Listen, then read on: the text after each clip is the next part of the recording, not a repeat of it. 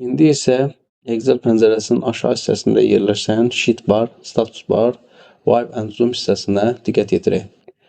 Hazırdakı Excel faylında heç bir məlumat olmadığı üçün biz burada Status barın aktiv olunmasını görmürük. Bunun üçün digər Excel faylına keçid etmək düzgün olar.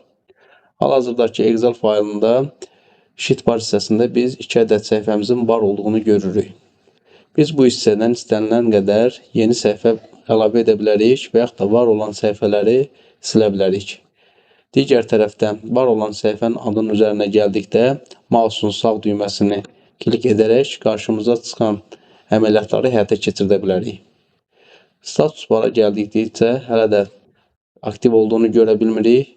Bunun üçün biz hər hansı bir sətri tam olaraq seçirik və yaxud da bu sütunda ola bilər, bu hər hansı bir xanaların toplusu da ola bilər ki, buna da diapazon deyilir. Biz bu zaman burada status barın aktiv olduğunu görürük. Status barın aktiv olmaq üçün biz tam sütunu seçək. Qarşımıza 3 ədəd yeni məlumat çıxır. Average, count, bir də sum. Average bu seçilmiş sütununda olan bütün ədədlərin ədəd ortasını göstərir. Count isə seçilmiş bütün sütunda dolu xanaların sayını göstərir.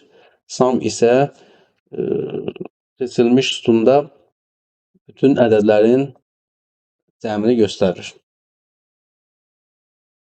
Excel cədvəlinin sağ alt hissəsində Excel'in Wipe and Zoom paneli yerləşir. Burada istədiyin görünüş rejimini seçə, həmçinin cədvəli böyüdüb kiçildərək rahat şəkildə işləyə bilərsiniz.